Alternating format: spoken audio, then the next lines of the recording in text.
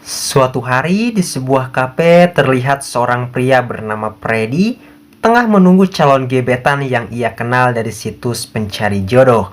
Tak lama dari itu, si wanita pun akhirnya datang, namun Freddy tanpa sengaja menumpahkan air dalam gelas sehingga ia semakin dibuat nervous oleh perilakunya tersebut.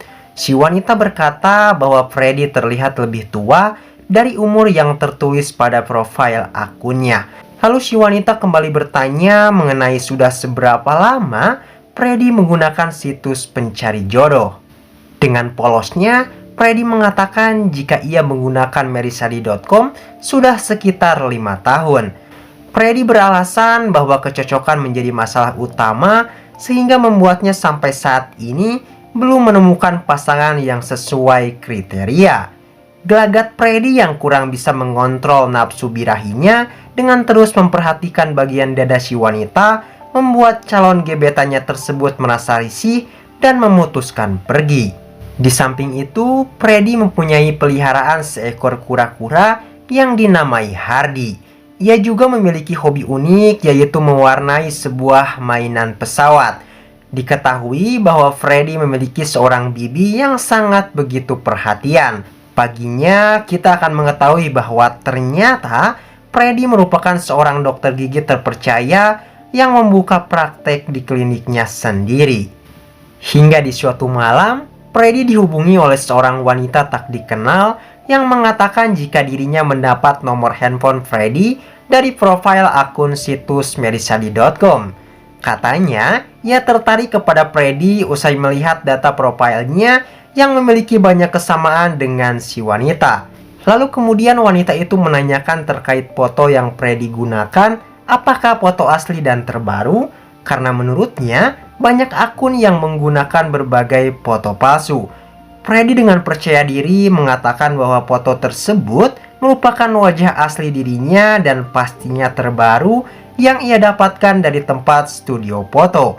Mereka pun akhirnya janjian untuk saling bertemu. Besoknya, seperti biasa, Freddy ketemuan di sebuah kafe yang selama ini menjadi langganannya. Di samping itu, ia pun tak pernah ketinggalan untuk terlebih dahulu berlatih mengulang-ulang pertanyaan yang nantinya akan ditanyakan. Berjam-jam sudah Freddy menunggu, namun si wanita yang diharapkan tak kunjung datang. Dan ternyata semua itu merupakan sebuah prank yang telah direncanakan oleh sekelompok remaja untuk mengerjai Freddy. Kemudian, di sebuah acara pernikahan saudaranya, Freddy terlihat hadir bersama seorang wanita tua yang juga merupakan salah satu bibinya. Bibi Senaj terus mendorong Freddy untuk secepatnya menikah, dikarenakan umur sang bibi sudah semakin tua dan penyakitan. Si bibi pun memberitahukan jika banyak orang mengatakan bahwasanya Freddy adalah seorang gay. Lalu bibi Sehnaj menyuruh Freddy untuk menghampiri seorang wanita cantik yang sepertinya terlihat memperhatikan Freddy. Awalnya Freddy ragu-ragu, namun karena dorongan dari bibinya, Freddy mendekati si gadis lalu bertanya, apakah kamu memperhatikan saya dari tadi dan apakah kita pernah bertemu? Si wanita merasa bahwa dirinya sama sekali tidak memperhatikan dan mengenal Freddy. Di sisi lain, pria bernama Rustom yang ternyata merupakan suami dari si wanita menghampiri mereka lalu bertanya mengapa Freddy mengajak istrinya berbincang. Dengan sedikit ketakutan dan raut wajah bersalah, Freddy menyampaikan permintaan maafnya. Akan tetapi, Rustom malah memarahi istrinya karena menduga sang istri menggoda pria lain. Tak hanya itu, Rustom kemudian mendorong Freddy hingga tersungkur. Usai kejadian memalukan semalam, besoknya Freddy seperti biasa melakukan rutinitasnya sebagai seorang dokter gigi. Hingga akhirnya takdir kembali mempertemukan keduanya. Di mana hari itu si wanita yang diketahui bernama Kainas berniat untuk mencabut gigi bungsu miliknya. Kainas mendapat rekomendasi dari temannya bahwa dokter Freddy ialah seorang dokter gigi terpercaya. Kainas juga menyampaikan permintaan maaf atas perlakuan suaminya terhadap Freddy. Setelah diperiksa, Kainas diminta untuk datang kembali besok karena ekstraksi atau pencabutan giginya akan dilakukan esok hari. Sesaat sebelum pergi, Kainas melihat foto perempuan yang diketahui adalah ibunya Freddy, namun telah lama meninggal dunia. Dan ternyata sang ibu yang bernama Ruby Jinwala ialah seorang mantan seniman pemusik terkenal yang ahli dalam bermain alat musik cello. Kainas menyebut jika perempuan tersebut adalah sosok yang menginspirasinya untuk bermain cello. Semenjak hari itu, Freddy mulai terobsesi dan berekspektasi untuk menjadikan Kainas pasangan hidup. Besoknya, Kainas kembali datang ke tempat Freddy untuk segera melakukan pencabutan gigi bungsunya. Agar proses ekstraksi berjalan lancar, Kainas harus terlebih dahulu dibius secara total.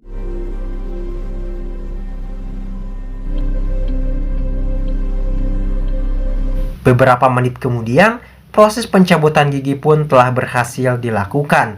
Lantas Freddy pun membuatkan resep obatnya dan terungkap jika Kainas memiliki alergi terhadap dermatitis kontak atau natrium sulfat yang biasa terkandung dalam cairan pencuci piring.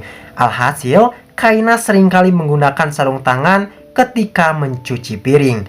Kainas juga diminta kembali datang esok hari untuk melakukan pemeriksaan usai proses pencabutan. Semakin penasaran dengan sosok Kainas, Freddy pun mencari tahu alamat rumah Kainas melalui formulir pendaftaran pasien.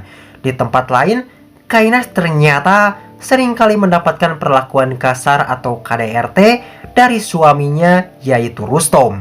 Di sisi lain, Freddy yang berhasil menemukan alamat apartemen Kainas, kebetulan pada malam itu melihat perilaku KDRT yang menimpa Kainas.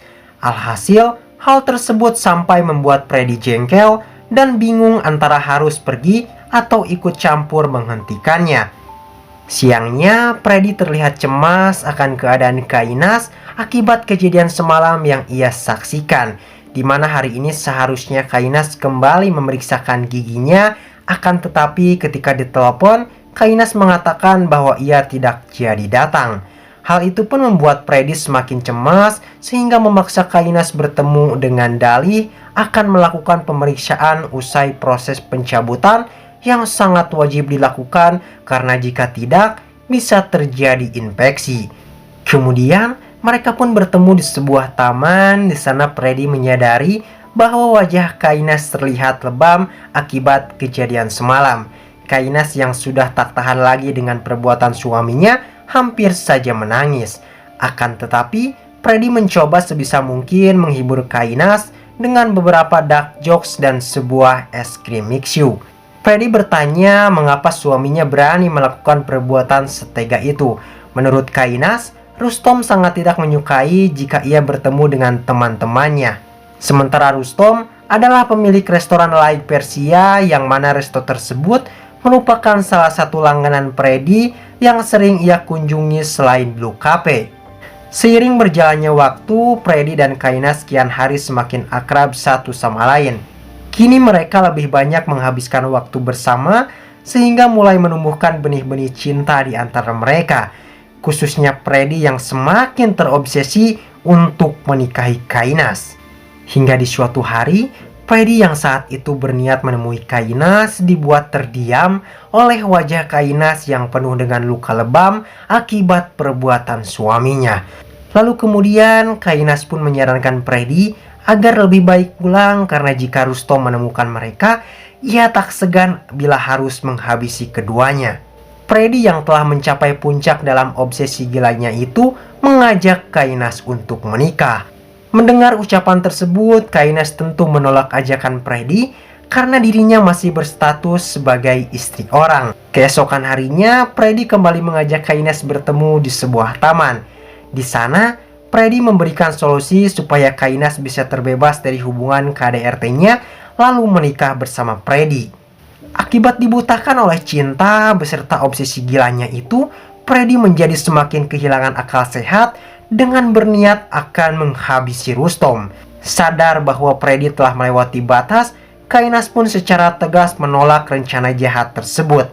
Akan tetapi, Freddy terus meyakinkan Kainas dengan dalih bahwa semuanya akan Freddy rencanakan dan eksekusi tanpa perlu campur tangan Kainas. Freddy mengatakan dalam seminggu ke depan tidak ada pertemuan, chatting, dan panggilan telepon di antara mereka. Saat malam tiba, Freddy pun tanpa ragu mulai melancarkan aksi bejatnya itu. Di sisi lain, Rustom punya kebiasaan jogging di malam hari sambil menggunakan earphone. Lantas hal tersebut semakin mempermudah Freddy dalam mengeksekusi rencananya. Tanpa terlintas di benak Freddy bahwasannya membunuh secara sengaja adalah perbuatan dosa besar, apalagi demi seorang wanita yang statusnya belum jelas.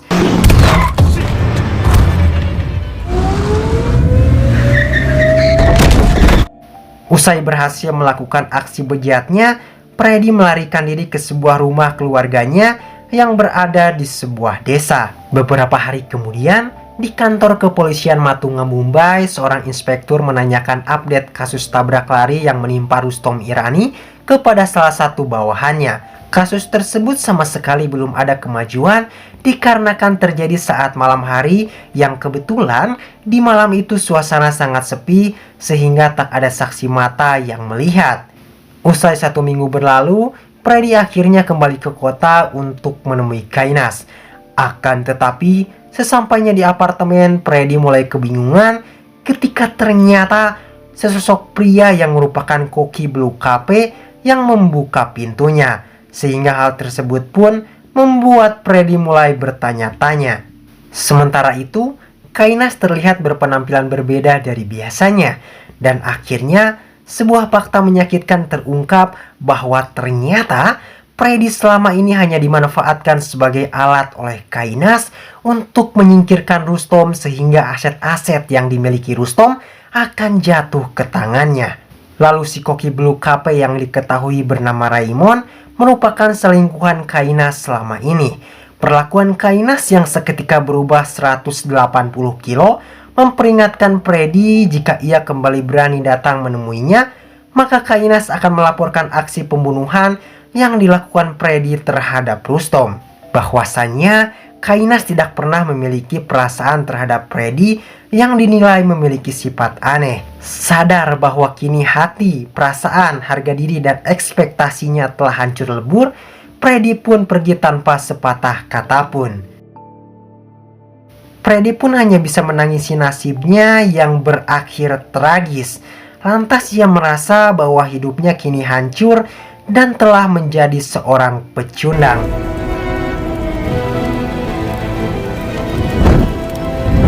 Sementara itu, Kainas telah resmi mengambil alih kepemilikan restoran. Di sisi lain, Freddy kemudian mengunjungi restoran La Versia yang mana saat itu Kainas dan Raymond tengah berada di sana. Dan ternyata tujuannya ke sana hanyalah untuk menginginkan permintaan maaf dari mulut Kainas. Namun Kainas terlihat enggan untuk melakukannya. Mereka pun mengancam Freddy agar jangan pernah lagi memperlihatkan batang hidungnya. Karena jika Freddy terus-menerus mengganggu Kainas, mereka akan melaporkan Freddy ke polisi sebagai pelaku pembunuhan Rustom. Terdapatnya bukti mulai dari pesan teks yang pernah Freddy kirim kepada Kainas, beserta foto-foto Freddy yang tengah menguntit Kainas dari luar apartemen sudah cukup sebagai bukti untuk melaporkannya. Semenjak hari itu, Freddy memutuskan untuk membalas dendam atas rasa sakitnya. Freddy kemudian menyusun sebuah rencana untuk bisa masuk ke dalam apartemen Kainas. Freddy membayar tukang duplikat kunci untuk membuatkannya kunci pintu apartemen Kainas. Setelah menyelinap masuk, Freddy pertama-tama mencampurkan obat tidur dengan makanan yang berada di kulkas, lalu mencampurkan cairan pencuci piring ke dalam botol sabun pencuci muka Kainas. Malamnya, Freddy yang telah memiliki duplikat kunci dengan mudahnya menyelinap masuk ke dalam apartemen Kainas. Akibat obat tidur yang telah dicampurkan melalui makanan, membuat Kainas dan Raymond dipastikan tertidur lelap. Freddy membuka handphone Kainas dan mengirimkan pesan kepada nomornya. Pesan tersebut bertuliskan jika kamu memberitahu polisi bahwa dirinya dan Raymond meminjam mobilnya, maka mereka akan menghabisi Freddy. Selanjutnya, Freddy membuka handphone milik Raymond lalu menghapus seluruh bukti foto dirinya ketika sedang menguntit Kainas. Beberapa jam kemudian, Kainas pun terbangun dalam keadaan wajahnya yang penuh dengan bercak merah akibat alerginya itu. Alhasil, Kainas mengajak Raymond pergi ke rumah sakit. Kejadian buruk pun tak henti-hentinya terus-menerus menimpa Kainas. Kali ini, ia dihubungi oleh karyawan restorannya bahwa baru saja otoritas keamanan pangan telah menutup restoran disebabkan salah seorang pelanggan menemukan seekor kadal dalam hidangan yang dimakannya. Lalu si pelanggan mempostingnya di media sosial dan situs ulasan makanan sehingga hal tersebut menjadi viral. Yakin bahwa Freddy adalah dalang di balik semua kekacauan ini, Kainas pun langsung bergegas menuju apartemen Freddy. Di sisi lain, Freddy yang ternyata telah menyiapkan sebuah rencana dan mengetahui bahwa Kainas akan mendatanginya langsung menghubungi polisi. Di sana, Raymond tanpa henti menghajar Freddy sampai babak belur. Akan tetapi, beberapa saat kemudian dua orang polisi datang. Di sana, Kainas yang heran mengapa polisi bisa datang, akhirnya mengatakan jika Freddy lah yang telah membunuh Rustom suaminya. Pak Po yang mendengarnya pun seakan enggan percaya oleh kesaksian Kainas. Namun Kainas mengatakan bahwasanya Freddy sangat tergila-gila kepadanya sehingga tiap malam Freddy selalu mengutipnya dari luar apartemen. Namun Kainas berdalih jika ia menolak Freddy sehingga hal tersebut membuat Freddy kesal lantas membunuh Rustom suaminya. Polisi meminta bukti atas tuduhan yang dikatakannya itu. Namun saat keduanya membuka handphone mereka, lalu tidak menemukan foto Freddy ketika sedang menguntit dan bukti pesan chat yang pernah Freddy kirimkan kepada Kainas. Polisi yang hanya akan mempercayai semua perkataan Kainas dengan sebuah bukti yang jelas, menuduh Kainas telah membuat cerita palsu. Hingga di suatu hari, Freddy yang tengah jalan-jalan bersama Bibi Persis bertanya apakah ibunya pernah berselingkuh karena saat duduk di bangku sekolah, Freddy selalu dikata-katai oleh teman-temannya jika ibunya seorang pelakor. Lantas akhirnya fakta baru terungkap dari mulut si Bibi bahwa ternyata memang benar jika si ibu telah berselingkuh lalu kemudian ia berniat membawa Freddy pergi bersamanya. Namun sang ayah mengetahui semua itu dan memilih membunuh istrinya tersebut, lalu mengakhiri hidupnya dengan bundir. Ketika pulang, Freddy menemukan seisi apartemennya telah diacak-acak. Sadar bahwa orang yang melakukan itu pastinya Raymond, ia kemudian menelepon Kainas lalu mengatakan jika mereka mulai ingin kembali bermain dengannya, ia dengan senang hati akan melayaninya. Freddy mengatakan bahwa terdapat seekor ular yang telah ia lepaskan dalam apartemen Kainas. Sontak hal tersebut membuat Kainas panik. Namun ternyata ular yang dimaksud tak kunjung ditemukan. Yang ada hanyalah sebuah ikat pinggang milik Rustom. Mereka sebetulnya agak bingung mengapa Freddy belum menyadari bahwa kura-kura peliharaannya telah dibawa Raymond dan dijadikan sup. Lalu kemudian mereka menghubungi Freddy dan mengatakan, "Kami tidak menemukan ular, akan tetapi menemukan kura-kura. Apakah Freddy pernah mencicipi sup kura-kura?" ujar Raymond. Freddy yang mendengar hal tersebut akhirnya sadar jika sedari tadi ia tidak melihat Hardy. Lantas ia pun langsung mencari si kura-kura yang memang ternyata benar bahwa Hardy sudah tiada. Hal itu pun dibuktikan ketika Freddy melihat rekaman CCTV yang mana Raymond keluar dari apartemen Freddy dengan membawa Hardy bersamanya. Besoknya, Freddy yang berniat menuntut balas atas kematian Hardy kembali menyusun sebuah rencana.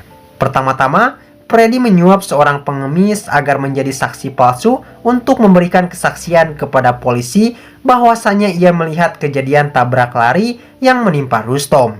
Sedangkan di tempat lain, Kainas memasang CCTV di setiap sudut rumahnya karena meyakini jika Freddy akan kembali menyelinap ke apartemennya. Di sisi lain, si pengemis yang telah disuap oleh Freddy memberikan kesaksian di kantor polisi jika dirinya pada suatu malam melihat kejadian tabrak lari yang menimpa seorang pria.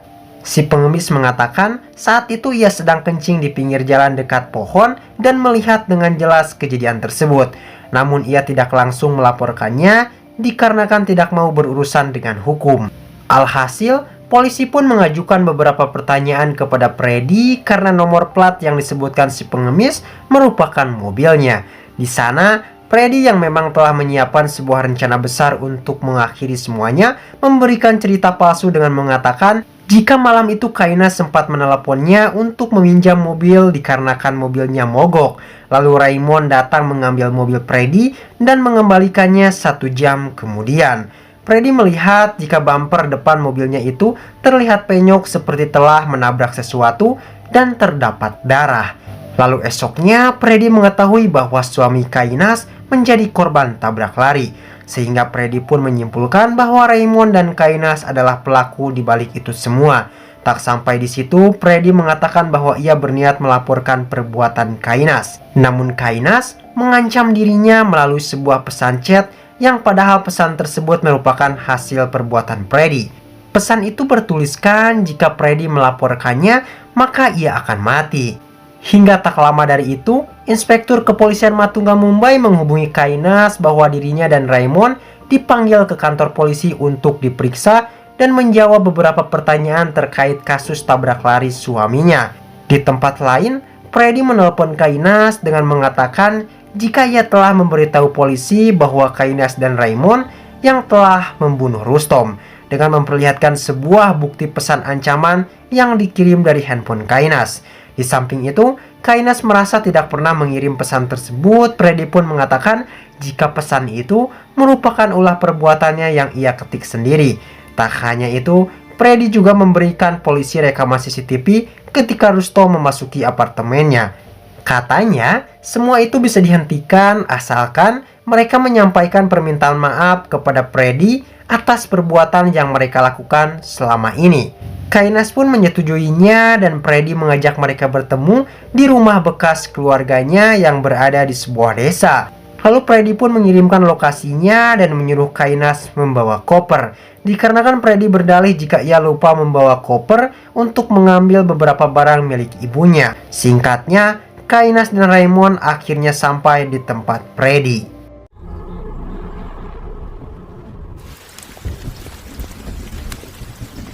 Freddy kemudian menyiapkan segelas minuman yang ketika ia sedang menuangkan minumannya dari botol, Kainas dan Raymond melihat bahwa Freddy membawa sebuah pistol. Di samping itu, Kainas mencoba mendekatinya sambil mengungkapkan penyesalannya atas perilaku yang dilakukan kepada Freddy. Namun itu semua semata-mata hanyalah tipu muslihat. Kainas dengan cepat mengambil pistol lalu mengeluarkan segenap kemarahannya.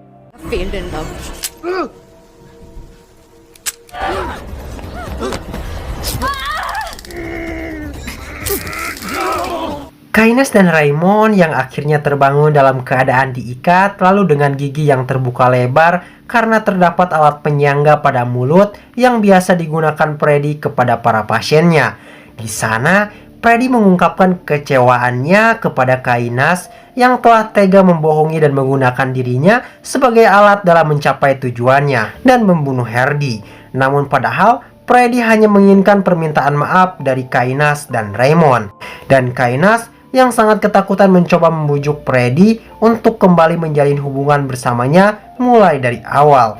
Sedikit terbujuk oleh ucapan Kainas, Freddy kemudian membawa alat musik cello lalu menyuruh Kainas untuk memainkannya.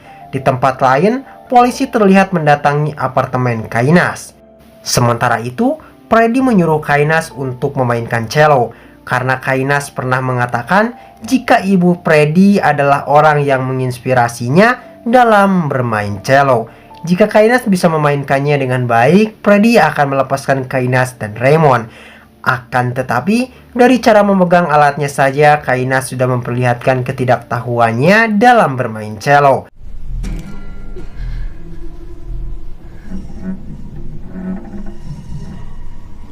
Dan akhirnya memang terbukti bahwa Kainas tidak pernah bisa memainkan cello.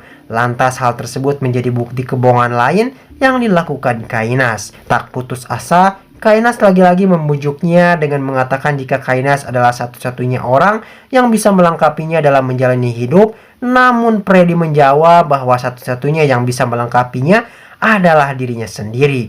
Dengan sadisnya, Freddy kemudian mencabut gigi Raymond satu persatu secara paksa, tanpa menggunakan obat bius ataupun hal semacamnya. Polisi yang telah masuk ke dalam apartemen Kainas menemukan rekaman CCTV yang mana Kainas dan Raymond terlihat pergi membawa koper yang Freddy suruh. sehingga hal tersebut membuat polisi menyimpulkan jika mereka melarikan diri. Freddy yang telah mencabut seluruh gigi milik Raymond sehingga membuatnya tak sadarkan diri langsung menguburnya. Freddy juga melakukan hal yang sama terhadap Kainas.